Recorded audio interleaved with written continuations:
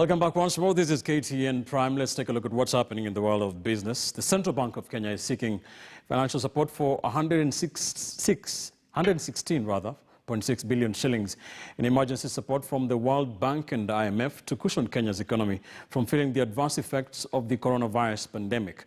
CBK governor in a news conference noted revising the central bank reference rate was a measure towards ensuring economic stability at a time the economy is facing strong headwinds.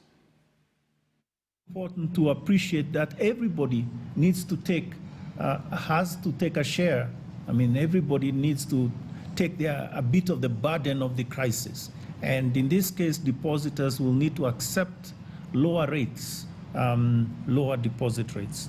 Secondly, the MPC lowered the cash reserve ratio by 1 percentage point to release liquidity that will help bridge the gaps that will be created by the restructuring.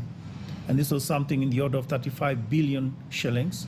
And that will be availed to the banks when they demonstrate what they are doing in terms of restructuring and supporting the borrowers that have been hit by the pandemic.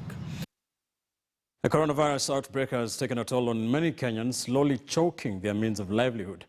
One of the affected sectors is the border transport, as Kenyans keep off public spaces. Take a look. Boda is one of the key modes of transportation in Kenya, ferrying on average 900,000 people a day, according to data from the Ministry of Transport. The corona outbreak has affected the transport sector significantly. Machakos County recently issued a directive banning boda and tuk-tuk operations in the county. Hajawaambia wafanye nini kwa ile mbinu mbadala.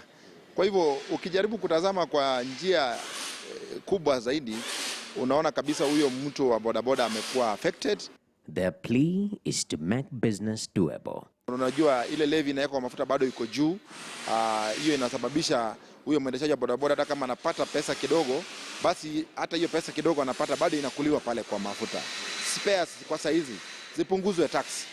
Zipunguzwe kabisa, ndio hata mtu akipata shida kwa bike yake kwa saa hii, kienda kununua spare apate kwa bei ambayo iko chini.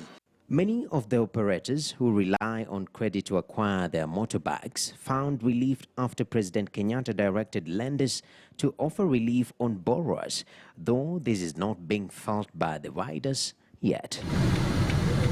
Many of the financial institutions, especially wale ambao wamepatia waendeshaji wa bodaboda motorbikes, tumefanya spot check kwa wachache ambao wako wamepatia hawa waendeshaji, na tumeona wengi wao bado ile terms zao zimeremain. Na hata saa hizo tunapozungumza, last week tulikuwa na kama waendeshaji wa bodaboda zaidi ya 15 ambao their motorbikes were repossessed. So, their suggestion? Wengi wanalipaga 500 kila siku wakipata loan. Is there a way in which they can reduce that so that tuendelee kulipa, lakini at least hata kama ni 250.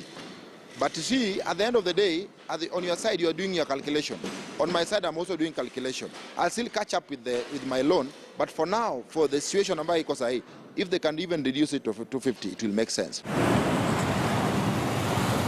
Keep Kimboy, KTN Business. In the meantime, the business community has called for more cash transfer programs to ensure the economy is not exposed to a cash crunch.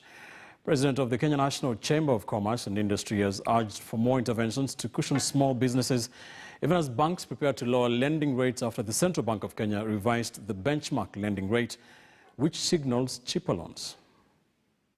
Anticipate that people are likely to hold their money, would want to use more of their liquidity as opposed to leaving it in the bank. So we anticipate that we'll have possibly less liquidity to lend to less liquidity to use to lend to our customers.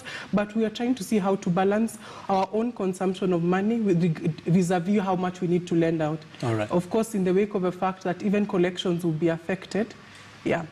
What's your word of advice to businesses right now, Mr. Ngatia? And are you happy with the directives that the central bank has issued? Is there still room for them to give more concessions to small businesses?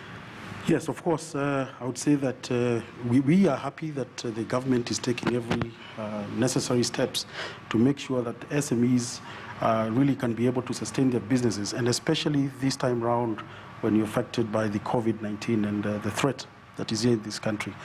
But at the same time, I want to encourage, I want to go back to manufacturers and tell them, remember when you manufacture your goods, I want to look at corporates to buy products from these manufacturers, to also see how they can be able to support. We have seen directives that now you need to be home. We have seen employers asking their employees to work from home.